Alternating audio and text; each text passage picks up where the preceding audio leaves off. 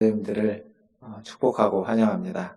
오늘도 하나님께서 주신 좋은 날, 또 하나님을 예배하는, 그리고 하나님을 만나고 은혜 받는 시간 되기를 바라겠습니다.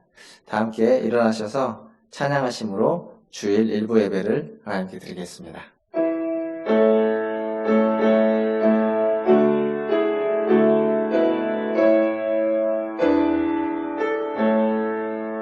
찬양하라 내 영혼아, 찬양하라 내 영혼아, 온 마음과 정성 다하여 주 찬양하라.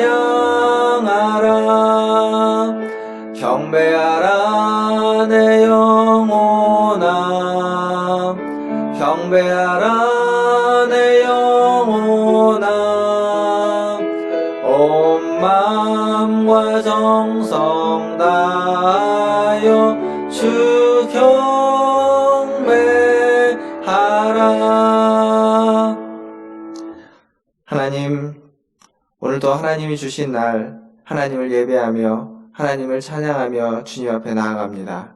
이 시간 우리에게 임재하여 주시고 우리를 만나주시고 우리 예배를 받으시며 우리에게 말씀하셔서 하나님의 뜻대로 살아갈 수 있는 풍성한 은혜를 허락하여 주시옵소서. 감사하며 예수님의 이름으로 기도하옵나이다. 아멘. 다 함께 교독문 36번, 시편 90편 함께 교독하겠습니다. 교독문 36번입니다. 교독하겠습니다. 주여, 주는 대대 우리의 거처가 되셨나이다.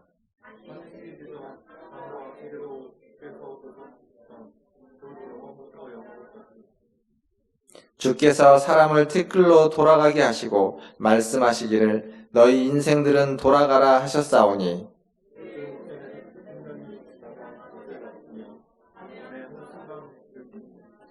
주께서 그들을 홍수처럼 쓸어가시나이다. 그들은 잠깐 자는 것 같으며 아침에 돋는 풀 같으니이다.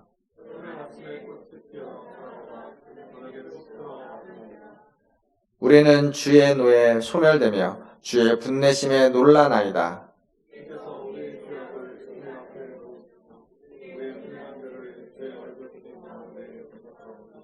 우리의 모든 날이 주의 분노 중에 지나가며 우리의 평생이 순식간에 다하였나이다.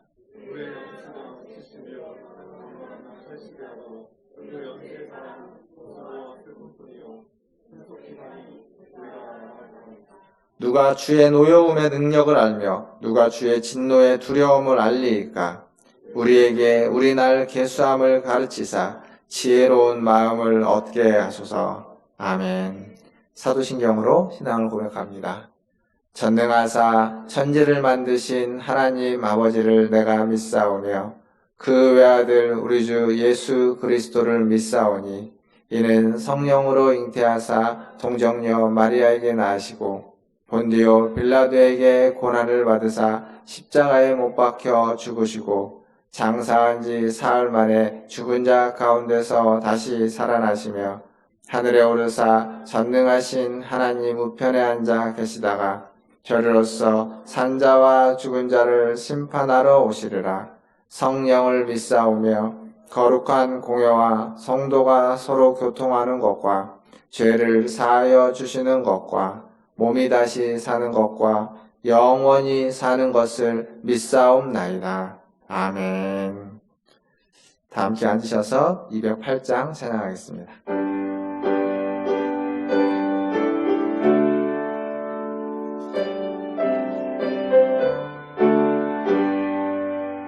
내 주의 나라와 주 계신 성전과 피 흘려 사신 교회를 늘 사랑합니다. 내 주의 교회는 전성과 같아서 눈동자같이 아끼사 늘 보호하시네. 이 교회 교회 위하여 눈물과 기도로 내 생명 다하기까지 늘 봉사합니다. 성도의 교제와 교회의 위로와 구주와 맺은 언약을 늘 기뻐합니다. 하늘의 영광과 베푸신 은혜가 진리와 함께 영원히 시온에 넘치네. 아멘.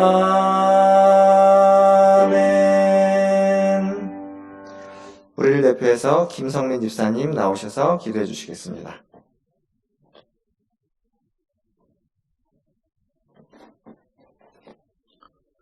기도하시겠습니다. 사랑의 주님, 한 주간의 삶도 저희를 눈동자처럼 지켜주시고 복되고 거룩한 주일 주님 전에 나와 기도와 찬양으로 영광 돌리게 하심을 감사드립니다. 이 시간 온 성도가 한마음으로 정성을 다해 예배드리오니 기쁘게 받으시고 주님을 만나고 체험하는 귀한 은혜의 시간이 되게 하여 주시옵소서. 이 시간 저희의 죄인됨을 고백합니다. 세상에 살면서 주님의 뜻은 외면한 채 나의 유익과 편의로 주님의 길을 따르지 못했음을 고백합니다. 어려운 이웃과 진정으로 함께하지 못하고 때로는 물질의 축복으로 주님의 은혜를 판단하며 주님의 순간하는 삶을 살지 못하였음도 고백합니다. 아버지, 악하고 더러워진 마음을 모두 내려놓고 이 시간 진정으로 회개하오니 주님의 보혈로 정결케 하시고 새롭게 하여 주시옵소서. 싱그러움과 푸르름의 계절인 6월이지만 우리 민족에게는 뼈아픈 상처가 있는 6월입니다. 6.25 전쟁 오랜 시간이 지났지만 아직도 아물지 않은 상처, 이 나라와 민족을 긍휼히 여기시고 결의를 위해 목숨을 바친 수많은 선열들의 희생이 헛되지 않도록 위정자들이 나라의 장래를 위해 올바른 분별력을 가지는 지혜가 있게 하여 주시옵소서. 이들에게 지혜와 명철을 더하시고 국민을 사랑하며 하나님을 경외하는 마음을 주시옵소서. 그리고 이제는 우리의 기도의 헌신을 통해 피와 전쟁의 참혹함에 놓였던 남과 북이 하나 되어 저들 또한 자유롭게 하나님을 찬양하며 경배하는 진정한 자유를 누리는 날이 속히 오도록 인도하여 주시옵소서. 잠시 고개를 숙이듯 했던 코로나19가 다시 고개를 들고 기승을 부리고 있습니다. 확산일로 있어 대책마리에 절실하오니 전능자의 때를 따라 돕는 은혜로 코로나19의 확산을 막기 위한 정책들이 재정비되고 실행되게 하여 주시옵소서.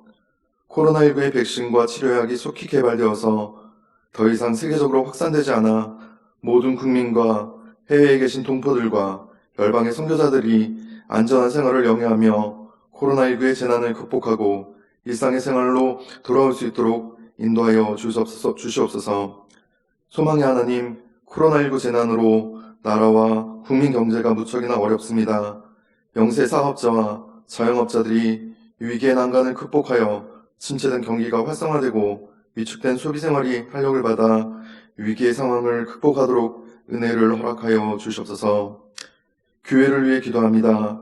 우리를 도우시는 하나님 아버지, 주님의 피로 값주고 세우신 우리 교회가 사랑과 진리 안에서 구원의 등대로 사랑의 쉼터로 평강과 소망이 넘치며 성령이 충만하여 날로 부흥성장하도록 인도하여 주시옵소서. 우리와 함께 계시는 임마누엘 하나님의 능력에 의지하여 할 수 있다, 하면 된다, 해보자고 믿음으로 결단하고 용기 있게 행동하게 하여 주시옵소서. 어려운 경제 환경에 교회와 성도의 살림이 보살핌 받으며 모든 기도에 응답받는 역사가 있게 하여 주시옵소서. 슬픔과 고난과 시험이 있는 곳에 위로와 희망과 소망을 심어주시는 하나님 아버지, 육신의 병고를 힘들어 하시는 분들과 세월의 흐름 속에 연로하신 어르신들과 사업과 일터와 가정과 자녀와 건강과 생활의 문제 등 간구하는 모든 기도를 들어 응답하여 주시고 만병의 의원 되시는 예수님의 이름으로 치유되는 은총도 허락하여 주시옵소서. 이 시간 단위에 귀한 말씀을 증거하시는 목사님에게 영육간의 강건함을 허락하여 주시고 주님의 말씀을 듣는 우리의 마음밭이 옥토가 되어 하나님의 뜻을 깨닫게 하시며 하나님의 말씀에 순종하게 하시고 은혜로운 예배를 위해 구석구석 묵묵히 애쓰는 아름다운 손길도 기억하시고 놀라운 축복으로 응답하여 주시옵소서. 이 예배 위에 성령이 역사하시고 우리의 믿음이 하나가 되어서 마귀가 역사하지 못하게 하여 주시옵소서. 모든 말씀 우리를 생명의 보혈로 구별하신 예수 그리스도의 이름으로 기도합니다.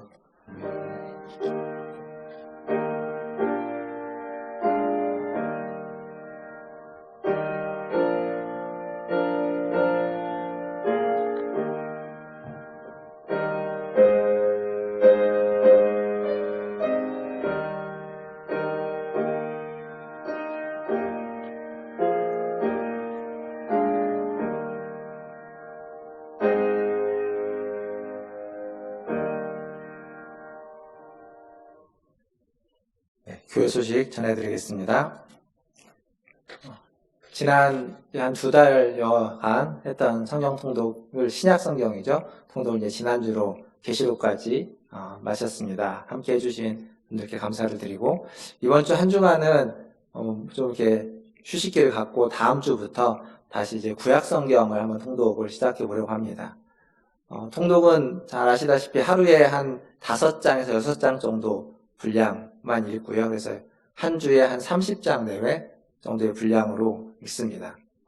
30장이면 하루만 해도 좀 시간을 한 두어 시간 내면 읽을 수 있는 분량이기도 합니다. 그래서 그렇게 한 주씩 해 나가다 보면 어느덧 또 연말이 되고 연말이 지나면 또 구약도 다 읽게 될 것 같습니다.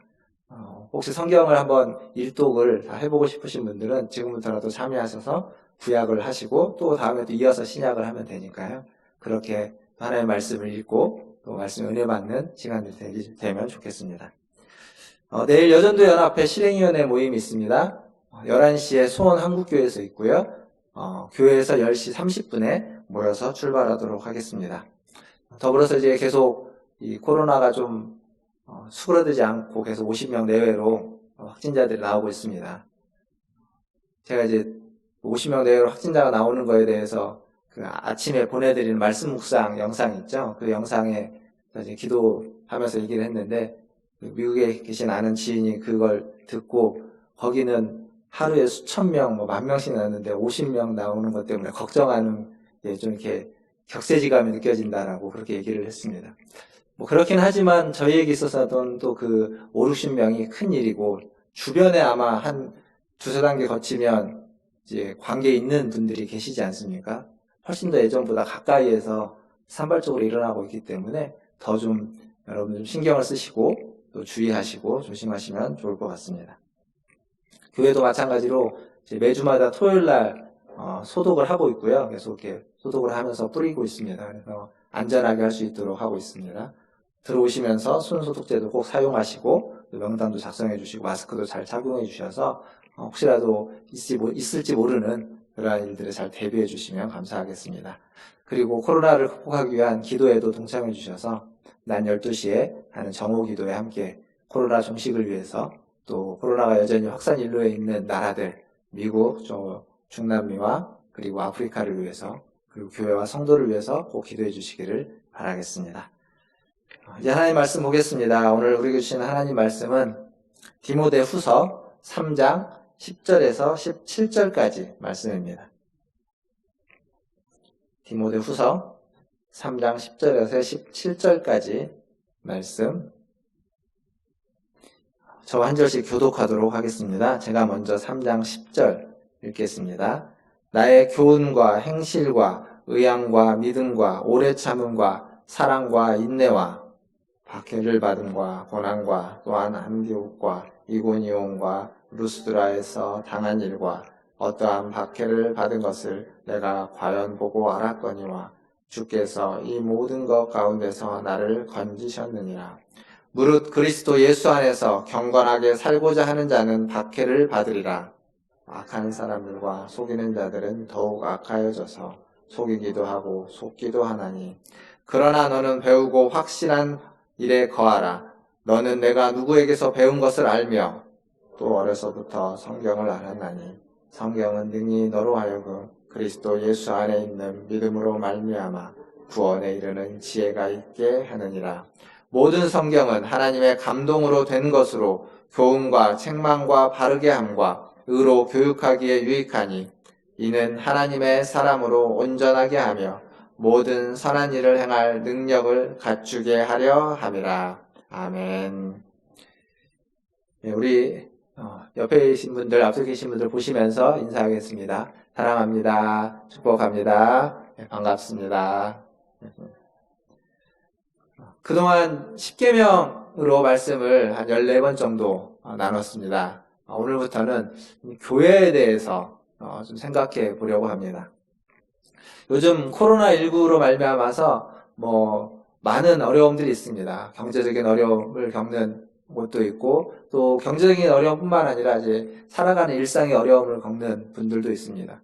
개인적으로는 그런 어려움이지만, 사업을 하시는 분들은 이렇게 탁구장이라든지 유통업체라든지 또 이런 어떤 모임들 가운데 그러한 일이 발생하기 때문에 굉장히 어렵죠. 특히나 이제 그 언론에 회자되고 있는, 언론에 그것들이 언급이 되면 더더군다나 그런 것들이 더 어렵게 됩니다. 어떤 지역, 또 어떤 업종 이런 것들이 있으면요.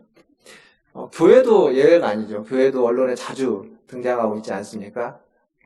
지난번에 이제 예전에 성남시에서 이렇게 있었던 일, 처음에는 교회는 아니지만 이단이라고 하는 신천지로 시작됐지만, 이제 교회라고 이름되어져 있고 알려지게 되는 성남에 있는 교회, 그리고 최근에는 이 인천 지역에 있는 작은 교회들, 보통 이제 국제 에녹 부흥사인가요? 아마 그런 회에 속한 작은 교회들, 그리고 그 킹제임스 버전으로 성경 공부하는 원어 성경이라고 하는 성경 공부하는 모임으로 촉발된 것들, 그리고 계속 이렇게 많지는 않지만 이어져서 나오고 있습니다. 이러다 보니까 처음에는 교회가 주목받을 때는 보통 이제 큰 교회들, 많은 사람들이 모이는 곳이 좀 문제여서 주목을 받았는데, 최근에는 큰 교회보다는 작은 교회들, 작은 사람들이 모이는, 그러니까 작은 교회들이 좀 공간이 더 협소하고, 협소한 공간에서 모이다 보니까 거리를 두기가 더 어렵고, 그런 모임들 속에서 많이 어려움을 당하고 있습니다. 물론 이제 우리는 다르고, 우리는 환경도 다르고 상황도 다르다라고 이야기할 수 있지만, 사실 교회는 다 교회죠. 교회라고 이야기하면 이렇게 볼 수 있습니다. 우리는 문화촌 제일교회라는 이름을 가진 서대문구 홍제동 홍은동에 있는 교회입니다.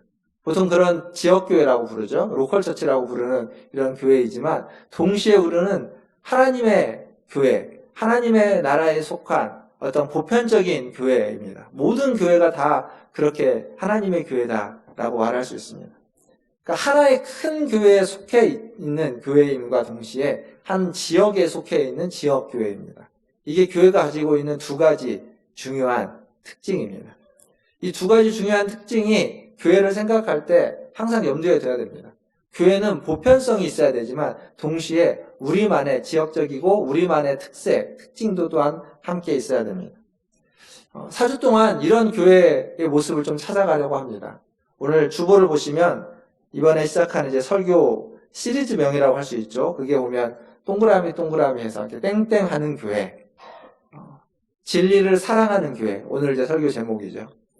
다음 주에는 사랑을 표현하는 교회, 그 다음 주는 세상을 사랑하는 교회, 그리고 마지막 네 번째로는 성숙을 추구하는 교회, 그래서 무엇 하는 교회라는 이름으로 같이 좀 생각해 보려고 합니다. 먼저 기억하실 것은 이겁니다. 교회에 대해서 생각할 때 가장 먼저 우리가 잊지 말아야 되는 것은 뭐냐면, 교회를 가지 말고 교회가 되라라는 겁니다. 한번 따라 해보시겠습니까? 교회를 다니지 말고 교회가 되라. 다시 한번 따라서 할까요? 교회를 다니지 말고 교회가 되라.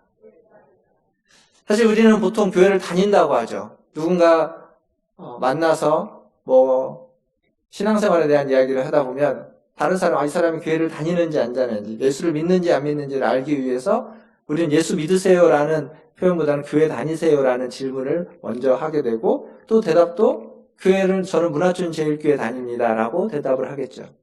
그 대답이 틀린 대답이 아니지만 그럼에도 불구하고 우리의 신앙이 교회를 다니는 신앙을 좀 넘어설 필요가 있습니다. 특히나 이 코로나19로 말미암아서 교회를 다니는 수준의 신앙에 머물러 있으면 안 되는 상황에 우리는 직면해 있습니다. 교회를 못 왔지 않습니까? 교회를 다니는 신앙이라면 다닐 수 있는 환경이 허락되지 않았습니다. 지난 저희 교회는 6주간, 짧은 데는 뭐 2달 혹은 더 오랜 시간 동안 그러한 일들이 있었습니다. 그래서 교회를 다니는 수준을 넘어서서 우리는 교회가 돼야 됩니다. 사실 교회에 대한 교회론에 대한 신학적인 얘기는 원래부터 처음부터 그랬습니다. 교회는 다니는 곳이 아니라 교회는 우리가 교회이다 라는 얘기를 처음부터 그랬고 그렇게 이야기하고 가르쳐 왔습니다. 이전에는 교회를 잘 다니는 사람이 신앙이 좋은 사람이었습니다. 그래서 주일에 예배를 잘 드리고, 그리고 주일에 봉사도 하고, 그리고 주일에 할 수 있는 어떤 모임들이나 이런 것들을 아주 열심히 참석하고 헌신하는 사람, 그런 사람이 신앙이 좋은 사람이었습니다. 그런데 지금은 모이는 것 자체가 위기인 시대입니다. 저희가 지금 이렇게 모이고 있기는 하지만 보시다시피 지금은 적응되었지만 이렇게 띄엄띄엄 떨어져서 앉고 있고, 많은 대화를 가까이서 하지 못하고 예전처럼 친밀한 어떤 뭐 손을 잡고 안아주고 또 이렇게 가까이서 이야기하는 이런 친밀함을 할 수 없는 시대에 지금 살고 있습니다.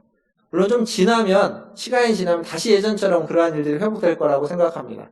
그러나 동시에 또 다른 문제가 생기고 또 다른 바이러스로 인해서 다시 또 이러한 일이 계속 반복될 수도 있다라는 그러한 걱정과 염려도 동시에 갖고 있는 시대를 살고 있습니다. 사실 성경에 보면, 히브리서에 보면 모이는 것을 패하는 것처럼 모이기를 패하는 어떤 마지막 시대의 모습을 경고하고 있습니다.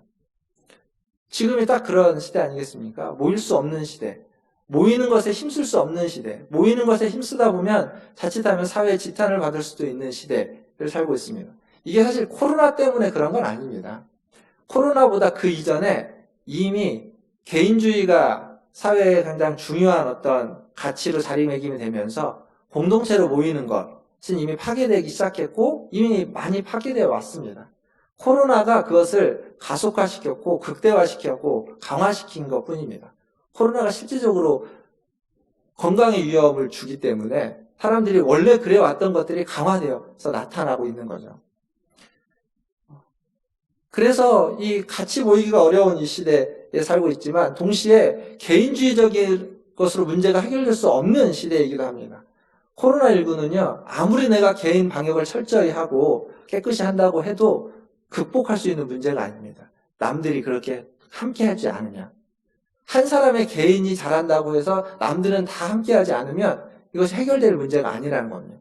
그래서 우리나라가 아무리 청정지역이 돼도 다른 나라들이 코로나19를 같이 극복하지 않으면 언제 오염될지 모르는 그러한 위험에 처해져 있는 겁니다. 즉, 이 코로나19가 참 많은 것들을 생각하게 하는데 개인주의, 개인의 어떤 것들도 중요하게 생각되고 그것들을 추구하게 만들지만 동시에 개인만으로는 살아갈 수 없는 세상이라는 것을 말해주고 있기도 합니다. 그러니까 나 하나쯤이야 라는 생각을 가지고 있으면 이것은 극복될 수 없는 문제가 되는 겁니다. 근데 교회도 마찬가지입니다. 교회를 다니는 사람은 교회를 다니는 많은 사람 중에 한 사람입니다. 그래서 교회를 다니는 많은 사람 중에 한 사람이기 때문에 그냥 나 한 사람쯤이야 가도 되고 안 가도 되고 이걸 해도 되고 안 해도 되는 것이 되는 겁니다. 그런데 내가 교회가 된다는 건 나 한 사람쯤이야가 아니라 내가 하는 일이 교회가 하는 일이고 내가 하는 말이 교회가 하는 말이고 내가 하는 생각이 교회가 갖는 생각이 되는 겁니다. 나 한 사람쯤이야 라는 생각을 가질 수 없게 만드는 겁니다. 앞으로 우리가 어떤 교회가 돼야 될지를 생각하기 전에 먼저 제가 이 말씀을 드리는 이유는 뭐냐면 교회는 이러해야만 합니다.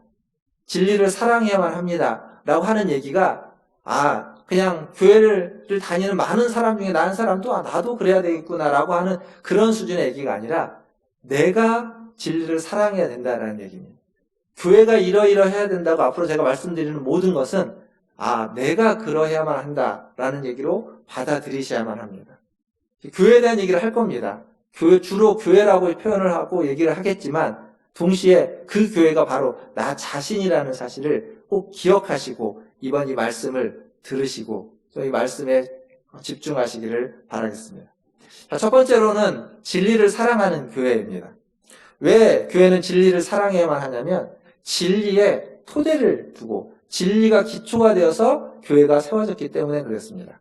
마태복음 16장 18절을 보면 예수님이 베드로에게 이렇게 얘기합니다. 또 내가 내게 이르노니 너는 베드로라. 내가 이 반석 위에 내 교회를 세우리니 음부의 권세가 이기지 못하리라.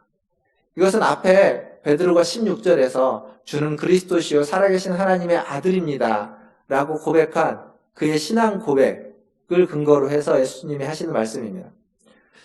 그 베드로의 그 고백을 뭐라고 예수님이 말했냐면 너에게 이것을 알려준 이는 하나님이시다. 하나님이 너에게 이 진리를 알려줬다라고 이야기합니다. 그 진리 위에, 그 고백 위에 교회를 세운다라고 이야기하고 있습니다. 지금 우리의 교회는 바로 그 진리 위에, 그 고백 위에, 그 진리의 토대가 되어서 세워진 곳이 바로 우리가 지금 몸담고 있는 교회입니다. 그래서 교회는 진리를 사랑해야만 합니다. 좀 더 지역적으로 와보면 우리가 속해 있는 교회, 대한예수교 장로회라고 하는 교회는 헌법이라는 게 있습니다. 그 헌법에 가보면 우리가 고백하고 있는 신앙 고백이 있습니다. 그리고 그것을 문답 형식으로 만들어 놓은 것이 있죠. 그게 웨스트민스터 소요리 문답 혹은 대요리 문답 이렇게 되어 있습니다. 요리 문답이라는 말이 무슨 얘기냐면 교리라는 말입니다. 교리. 대요리 문답은 대교리 문답이라고 합니다. 소요리 문답은 소교리 문답입니다. 대소는 뭐냐면 대요리 문답은 훨씬 더 양이 많고요. 소요리 문답은 그것을 107개의 질문으로 107가지의 질문으로 더 좀 단촐하게 줄여놨습니다. 근데 이 소요리 문답, 소교리 문답에 대해서 우리가 좀 첫 번째와 두 번째 걸 볼 건데 이 첫 번째는 많이 봤던 겁니다. 많이 들어왔던 교리 문답이죠. 첫 번째 질문이 뭐냐면 사람의 제일 되는 목적은 무엇인가입니다. 그거에 대한 답이 뭐죠? 우리가 들어봤을 겁니다. 사람의 제일 되는 목적은 무엇인가에 대한 소요리 문답의 답은 사람의 제일 되는 목적은 하나님을 영화롭게 하는 것과 영원토록 그를 즐거워하는 것이다. 이게 우리가 고백하고 배우는 요리문답, 교리문답의 첫 번째 질문과 답입니다. 107개나 되는 요리문답의 첫 번째 질문과 답인데 이 첫 번째 질문과 답에서 이어지는 두 번째 질문과 답이 있습니다. 두 번째 질문은 뭐냐면 하나님은 무슨 규칙을 우리에게 주시어 어떻게 자기를 영화롭게 하고 즐거워할 것을 지시하셨는가? 어떤 규칙을 주셨는가라는 겁니다. 하나님을 영화롭게 하고 하나님을 즐거워하라고 첫 번째 질문에 답을 해줬는데 그럼 어떻게, 무슨 규칙으로 그걸 하겠느냐라고 했을 때 답이 뭐냐면 이겁니다. 신구약 성경에 기재된 하나님의 말씀은 어떻게 우리가 그를 영화롭게 하고 즐거워할 것을 지시하는 유일한 규칙이다. 성경이죠. 하나님의 말씀, 기록된 하나님의 말씀은 이 성경이 바로 하나님을 영화롭게 하고 하나님을 즐거워하는 길을 안내해주는 유일한 길이고 유일한 규칙이고 유일한 기준이다 라고 말해주고 있는 겁니다. 우리에게 있어서 제일 되는 목적이 하나님을 영화롭게 하고 하나님을 즐거워하는 것인데 하나님을 영화롭게 하고 하나님을 즐거워하기 위해서 우리에게 주신 기준과 방법과 나아갈 길이 기록된 하나님의 말씀인 성경이라는 겁니다. 즉 성경이 우리에게 주신, 우리가 가지고 있는 가장 제일 된 목적을 이루기 위해서 가장 중요한 책이라는 거죠. 중요한 말씀이 되는 겁니다. 이게 개인에게만 국한된 얘기가 아닙니다.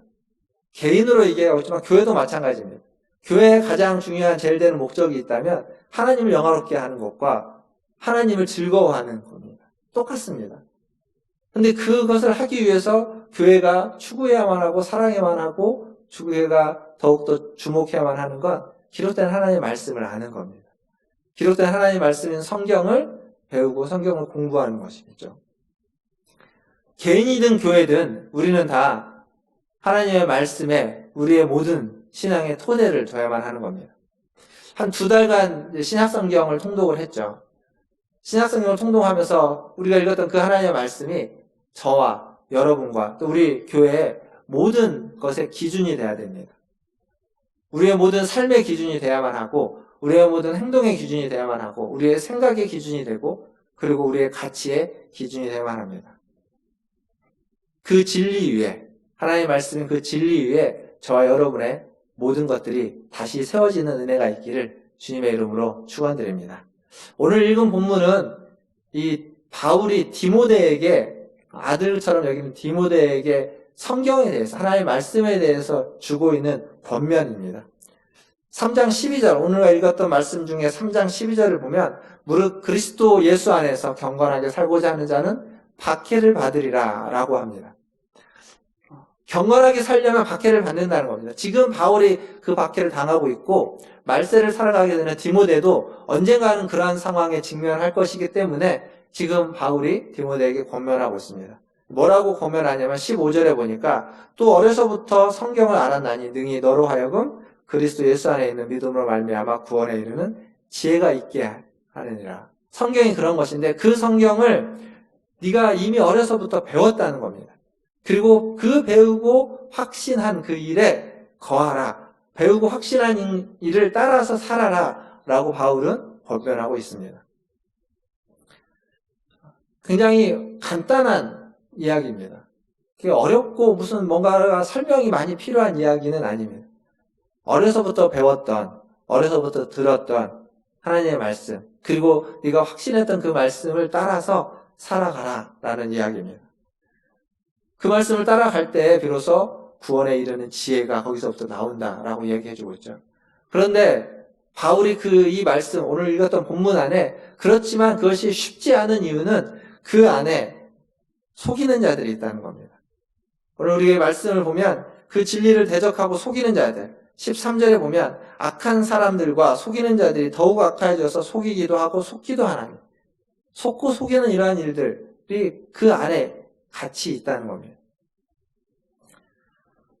진리를 대적하는 자, 진리를 속이는 자, 그리고 속임을 당하는 자. 쉽게 보면 이단이 떠오를 겁니다. 이단들의 가르침은 악하고 또 우리를 속이는 가르침이 분명합니다. 그러나 이단만 그런 것은 아니죠. 이단 못지않게 역사적으로 보면 교회 안에 이 속이는 가르침들, 잘못된 가르침들이 많이 들어와 있습니다. 그것으로 말미암아서 진리가 조금은 변질되고 진리가 퇴색되고 왜곡되는 일들이 생겼습니다.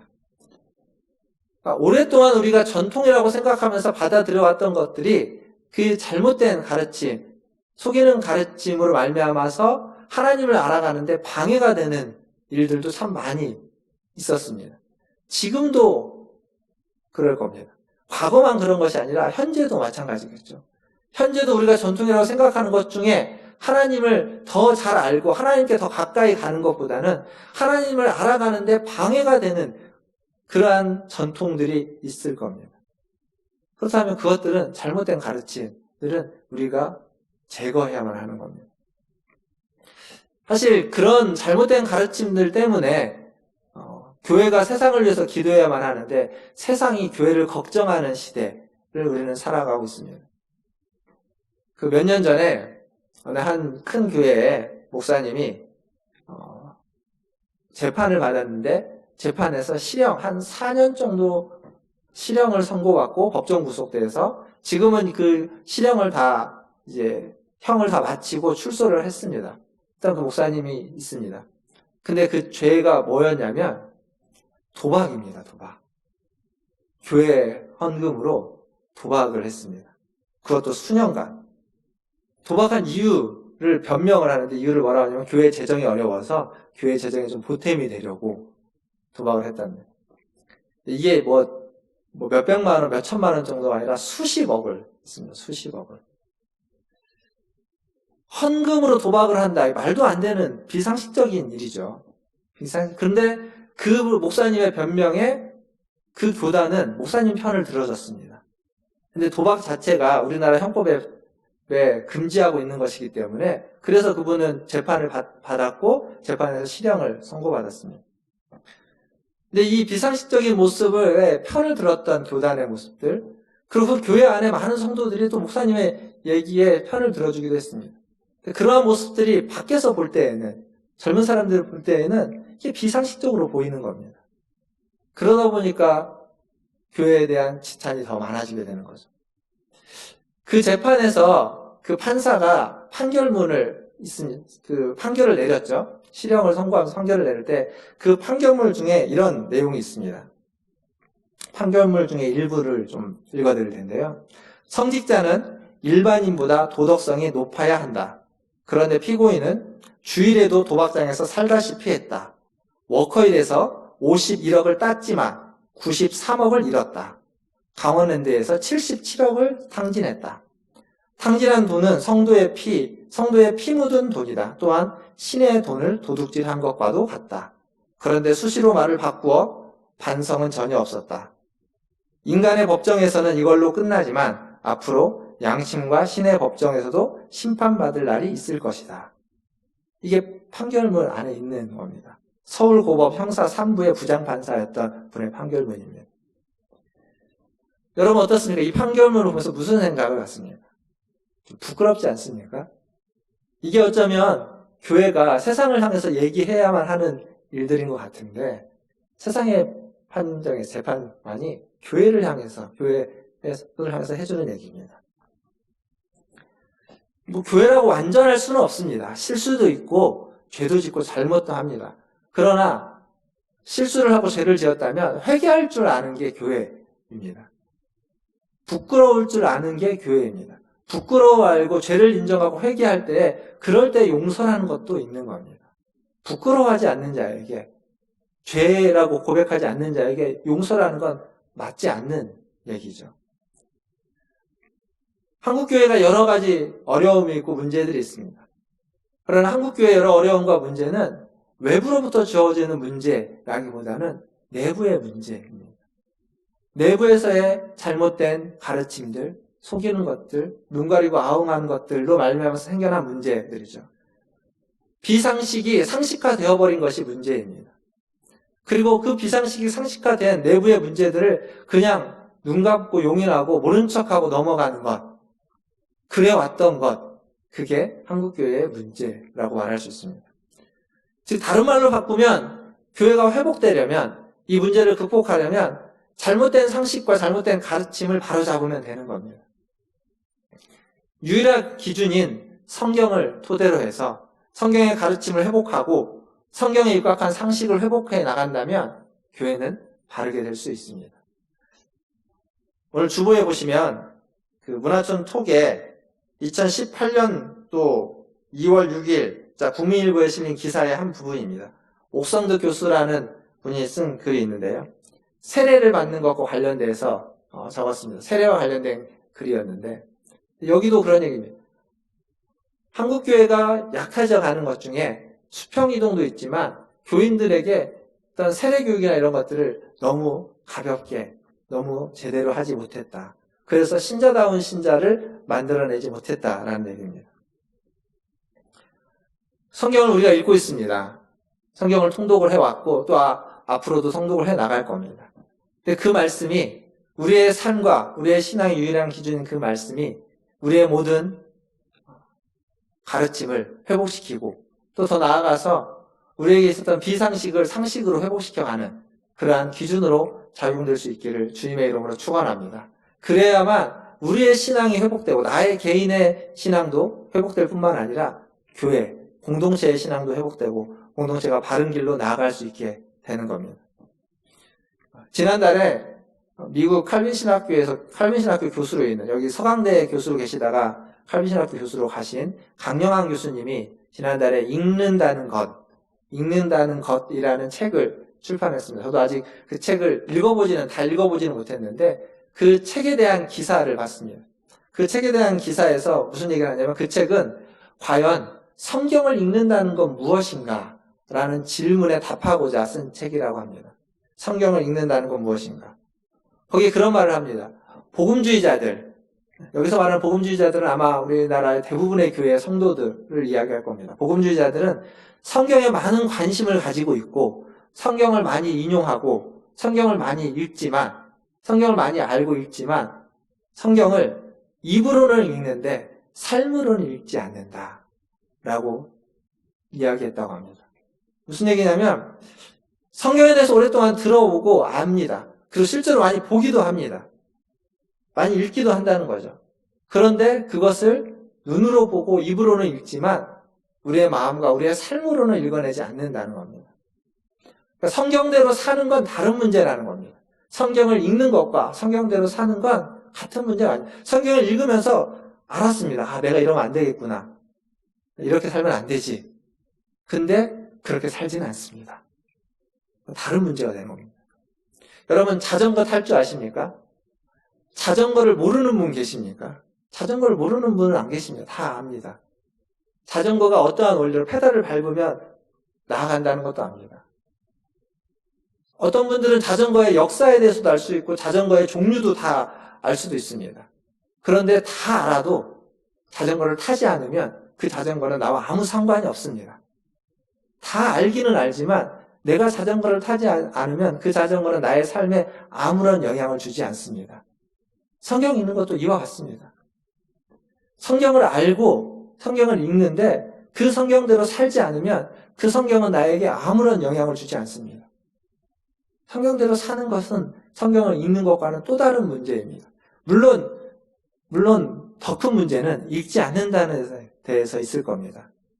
읽어야만 하겠죠. 읽지도 않고 어떻게 그대로 살 수 있겠습니까? 바울은 디모데에게 지금 뭐라고 말하냐면 내가 배우고 확신한 일에 거하라는 거죠.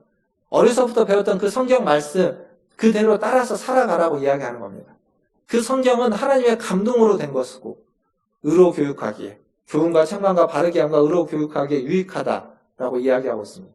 우리를 온전케 하고 우리가 선한 일을 할 수 있는 능력을 갖추게 하는 것인데 그것을 배웠으니까 그 배운 그대로 살아라라고 권면하고 있습니다. 우리에게도 마찬가지입니다. 지금 바울이 디모데에게 한 권면은 우리에게 한 권면입니다. 우리가 좀 더 심각한 이유는 아까 제가 말씀드렸던 것처럼 우리가 성경을 아예 읽지 않는다는 게 더 큰 심각한 문제겠죠. 성경을 일단 읽어야 됩니다. 사실 목회를 하면서 신앙생활하고 목회를 하면서 많은 성도님들을 만나봤는데 신앙생활을 한 지가 꽤 되었는데 성경을 모르는 분들이 참 많았습니다. 성경을 모르는 분들. 어떤 분들은 성경을 읽기는 하지만 이제 어렵고 난해하니까 읽다가 중간중간에 포기하기도 하죠. 그리고 모른 채 넘어가기도 합니다. 근데 의외로 그 모르는 것, 성경을 알고 싶어 하고 성경을 알려달라고 요청하는 분은 극히 드물었습니다.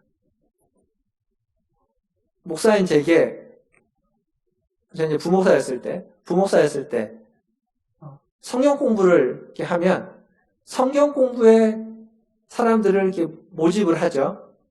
제자훈련 같은 걸 한다고 하면 모집을 할 때 성경 공부 하시라고 권면을 많이 하고 광고도 막 하고 하는 게 좋다고 권면을 하지 성경 공부 언제 여냐고 쫓아다니면서 좀 성경 공부 시켜달라고 하는 사람은 별로 본 적이 없습니다. 근데 반대해야만 하는 겁니다. 성경을 더 알기 위해서 힘써야만 하는 겁니다. 배우기 위해서 애써야만 하는 겁니다. 자꾸 졸라야죠. 여러분들이 자꾸 졸으면 어쩔 수 없이 하는 겁니다. 근데 그 어쩔 수 없이 하는 것이라고 하는 그것들이 사실은 우리에게 필요한 것이 되는 겁니다. 그건 누구를 위해서가 아닙니다. 나 자신을 위해서, 나를 위해서, 교회를 위해서 꼭 있어야만 하는 겁니다. 앞으로는 이게 더 중요해질 것 같습니다. 왜냐하면 코로나19가 이게 그냥 완전히 없어지거나 그러기에는 참 어려운, 이게 뭐 한두 달 있으면 좀 사라질 거라는 기대를 하기 좀 어려운 상황이 계속 이어지고 있습니다. 여기까지 올 줄 몰랐죠. 저희도 6월 달에도 이렇게 지금 있을 거라는 생각을 지난 3월 달에는 하지 않았습니다. 그렇다면 어떻게 해야 될까요? 주일에 예배를 드려야 됩니다. 지금처럼 계속 예배를 드릴지도 모릅니다. 예배를 드리고 끝날 것이 아니라 주일 오후에는 성경을 읽고 주중에 못 읽었던 것을 보고 또 성경을 공부하는 시간들을 가져야만 하겠죠. 개인적으로 하기 어렵다면 누군가의 도움을 받아서 함께 그 일들을 해야만 합니다. 예전처럼 다시 모이게 되어서도 마찬가지일 겁니다. 예전처럼 다시 마스크 안 쓰고 예전하고 똑같은 예배를 드리는 상황이 우리에게 다시 돌아온다고 해도 마찬가지입니다. 왜냐하면 그때도 예배를 드리고 성경을 배우고는 시간을 가져야 됩니다. 언제 또다시 이런 시간이 올지 모르기 때문에, 언제 또다시 교회에 모이기 어려운 때가 닥칠지 모르는 그런 불확실한 시대를 우리는 지금 살아가고 있기 때문에 백신이 나오고 치료제가 개발돼도 또 다른 변형이 나오면 그 백신과 치료제가 또다시 개발될 동안 그 시간 동안은 이러한 상황을 또 직면할 수 있기 때문에 그때를 위해서라도 우리는 우리가 읽고 우리가 듣고 했던 이 말씀에 대해서 더 알기 위해서, 더 배우기 위해서 힘써야만 하는 겁니다. 저는 교육자들하고 함께 그 토요일 날 그 교육자들 모임을 오전에 하는데, 오전에 교육자 모임을 계속 하면서 계속 책을 읽고 있습니다. 지금은 한 몇 페이지입니까? 5, 600페이지 된 되게 두꺼운 책을 지난 한 코로나가 시작되기 막 전후부터 좀 읽기 시작을 해서 중간에 좀 못 읽었다가 다시 읽고 있습니다. 그렇게 읽으면서 우리 자신을 준비해 가는 거죠. 지금의 상황을 보면서. 그 책을 보면서 우리의 상황과 결부시켜 가면서 어떻게 이 상황에서 하나님의 일을 할 것인지, 하나님의 뜻을 같이 나누고 같이 고민하고 뜻대로 살아갈 것인지를 하는 겁니다. 그리고 얼마 전부터는 온라인으로 한번 성경 공부를 해보자라고 해서 교육자들과 먼저 시작을 했습니다. 물론 이제 딱 한 번 했습니다. 온라인으로. 하기로는 미리 얘기를 했고 한 두세 주 전쯤 얘기를 했는데 지난주에 한 번 해봤는데 뭐 괜찮았다고 하면. 그러니까 자꾸 이런 걸 하면서 여러분들과도 같이 할 수 있는 기회가 있으면 좋겠습니다. 그래서 지금의 상황에 맞게끔 하나님의 말씀을 배우는 일에 우리가 좀 더 힘을 쏟아야만 하겠죠. 말씀을 맺겠습니다. 교회는 누구나 올 수 있어야만 합니다. 그리고 누구나 올 수 있는 곳이어야만 합니다. 교회에 올 수 있는 자격이라는 것은 없습니다. 그러나 로마에 가면 로마법을 따라야만 하는 것처럼 교회에 오면 교회의 중요한 법칙이라는 게 있습니다. 그게 하나님의 말씀인 성경입니다. 그리고 그 하나님의 말씀인 성경을 배워야만 하는 곳, 그것이 교회입니다. 예배를 드려야죠. 예배를 드리는 곳이 교회입니다. 그러나 예배와 동시에 함께 우리에게 중요한 건 하나님의 말씀을 배우는 일입니다. 하나님의 말씀을 읽고 듣고 배우는 일에 힘써야만 하는 겁니다. 성경을 배우지도 않고 성경을 읽지도 않고 듣지도 않고 배우고 깨우치지 않는다면 그 사람은 교회를 다니고 있지만 신앙생활을 오래 했을지라도 무엇인가 부족한 신앙생활을 하고 있는 겁니다. 교회를 그냥 다니고만 있는지도 모르는 겁니다. 교회의 교인이 증가하는 시대에는 어쩌면 신앙교육과 이런 성경교육이 제대로 이루어지지 못했을 겁니다. 지금은 안 그렇죠. 교회의 건강성이, 교회가 문제들이 회복되고 극복되려면 바로 이 교육이 제대로 이루어져야만 하는 겁니다. 교회가 진리를 사랑하고 진리를 가르치고 그 성도들은 그 진리의 말씀을 따라 살아가는 그러한 일들이 있을 때 교회가 회복되고 교회의 신앙이 회복되고 교회의 온전한 모습이 우리에게 주어지는 겁니다. 하나님의 말씀을 잘 모르는데도 성경을 읽지 않는데도 불구하고 일을 잘한다고 해서 말을 잘한다고 해서 그런다고 해서 교회에서 사역자가 되거나 직분자가 되어서는 안 되는 겁니다. 일은 잘 못해도 말은 잘 못해도 하나님의 말씀을 더 알고 싶어하고 말씀을 배우고자 노력하고 그리고 그 말씀대로 살려고 애쓰고 실수하고 실패하고 잘못했지만 그것을 회개할 줄 알고 부끄러워할 줄 아는 사람, 그런 사람이 교회의 사역자가 되고 교회의 직분자가 되어야만 합니다. 내가 직분자라면 내 삶의 모습이 어떠한지 우리는 그 말씀에 좀 비추어서 살펴봐야만 하는 겁니다. 사랑하는 성도 여러분, 진리의 말씀인 이 성경에 구원에 이르게 하는 지혜가 있다라고 얘기하고 있습니다. 그리고 하나님의 말씀으로, 하나님의 감동으로 된 그 성경이 우리를 교훈하고 책망하고 바르게 하고 의로 교육하기에 유익할 뿐만 아니라 우리를 온전케 하고 또 우리가 선한 일을 행하는데 능력을 갖추게 하는 것, 그게 바로 하나님의 말씀인 성경입니다. 이 진리의 말씀을 더 사랑하는 성도들 되시기를 주님의 이름으로 축원합니다. 또 진리의 말씀인 이 성경을 사랑하고 더 배우기에 힘쓰는 우리 문화촌 제일교회가 되기를 주님의 이름으로 축원합니다. 기도하겠습니다. 우리 함께 기도할 때 오늘 들은 말씀을 기억하시면서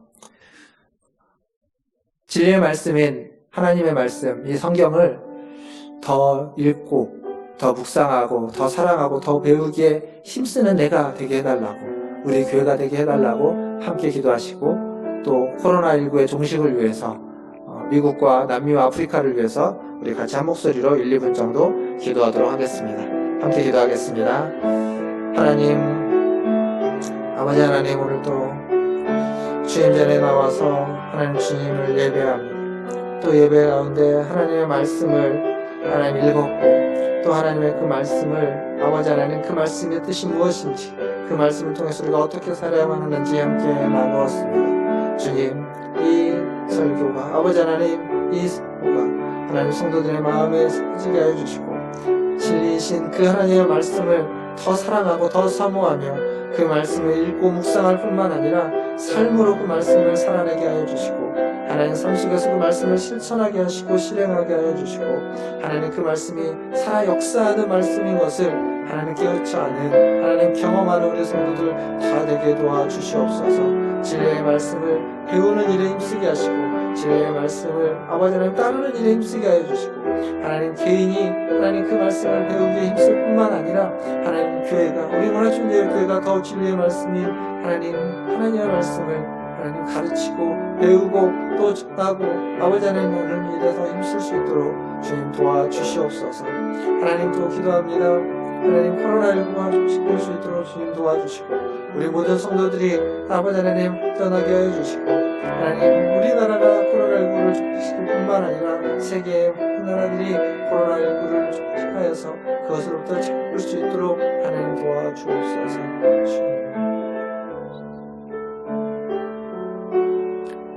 하나님, 하나님의 말씀, 진리의 말씀인 이 성경을 하나님 더 배우고, 하나님 더 읽고, 더 묵상하는 하나님 우리 문화촌제일교회가 되게 하여 주시옵소서.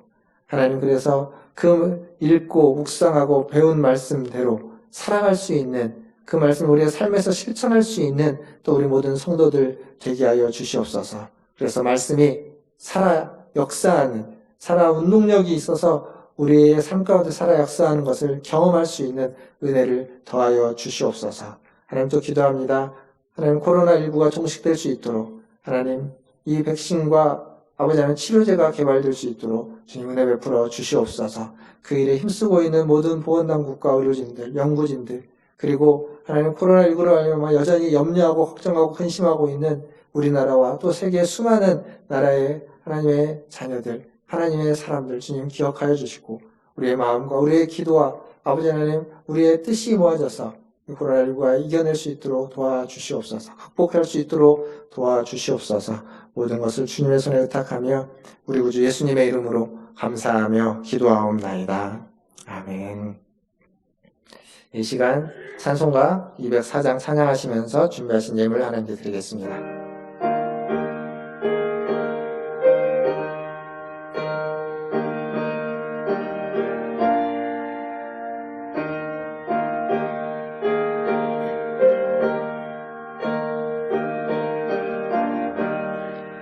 주의 말씀 듣고서 준행하는 자는 반석 위에 더 낫고 집을 지음 같아.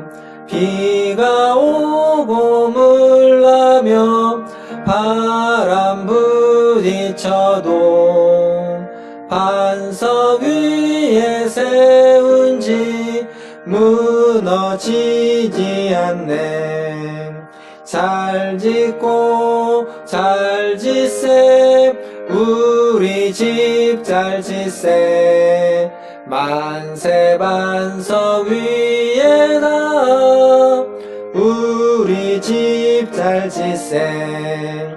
주의 말씀 듣고도 행치 않는 자는 모래 위에 더 낫고 집을 지음 같아. 비가 오고 물나며 바람 부딪혀도 부딪힐 때 모래 위에 세운 집 크게 무너지네. 잘 짓고 잘 짓세 우리 집 잘 짓세 만세 반석 위에다 우리 집 잘 짓세. 세상 모든 사람들 집을 짓는 자니 반석 위가 아니면 모래 위에 짓네. 우리 구주 오셔서 지은 상을 줄 때 세운 홍로 따라서 영영상 벌 주리. 잘 짓고 잘 짓세 우리 집 잘 짓세 만세 반석 위에다 우리 집 잘 짓세. 기도하겠습니다. 하나님 감사합니다. 하나님의 말씀을 반석 위에 하나님의 말씀을 따라 살아가며 반석 위에 잘 집을 짓는 우리들 되게 하여 주시옵소서. 하나님 오늘도 주님 앞에 예배하러 나올 때 빈손으로 오지 않고 주님이 주신 물질 중 일부를 구별하여 주님께 가지고 나와 드리게 하시니 감사합니다. 하나님 이 물질이 쓰이는 곳마다 주님의 말씀의 역사가 일어나게 하시고 말씀을 사모하고 말씀을 사랑하고 말씀을 가르치고 배우는 일들이 있게 하여 주시옵소서. 또한 하나님 예물을 드린 손길과 그의 삶을 축복하시사 하나님 배우고 읽고 묵상한 그 말씀대로 살아갈 수 있는 삶이 되게 하여 주시옵소서. 하나님 인생길에서 하나님 말씀으로 아버지 하나님 그 모든 어려움들을 이겨내고 견뎌내게 하여 주시고 말씀의 은혜로 채워져서 하나님 말씀이 살아 운동력 있는 말씀인 것을 경험하는 하나님 인생과 삶이 될 수 있도록 은혜 베풀어 주시옵소서. 모든 일을 아버지 하나님 하나님과 항상 동행하며 살아갈 수 있도록 주님 인도하여 주시옵소서. 하나님 부득이하여 드리지 못한 손길 또한 하나님 불쌍히 여겨주시고 축복하시사 하나님 그의 손에도 하나님께서 은혜 베풀어 주시고 그의 인생길에도 하나님 말씀으로 살아갈 수 있도록 말씀의 은혜를 덧입혀 주시고 말씀을 읽고 묵상하는 일에 힘쓸 수 있는 잠시나마 그 일에 힘을 쏟을 수 있는 인생이 되게 하여 주시옵소서. 모든 것을 주님의 손에 의탁하며 지금은 우리를 죄에서 구원하여 주신 우리 구주 예수 그리스도의 은혜와 아버지 하나님의 크고 무한하신 사랑하심과 성령 하나님의 위로교통 충만케 하심이 오늘도 기록된 하나님의 말씀인 성경을 더 사랑하고 더 사모하여 읽고 묵상하고 배우기를 힘쓰는 문화준재일교회 성도들 위해와 그들의 자녀손들과 가정과 직장 위에 그리고 주의 말씀을 들고 사역하는 선교사님들과 사역자들 위해 코로나19를 퇴치하기 위해서 애쓰고 있는 모든 보건당국과 의료진들과 연구진들과 마음과 힘을 모으고 있는 하나님 기도하는 모든 성도들 위해 그리고 전 세계와 열방 위에 이제로부터 영원토록 함께 있을지어다. 아멘.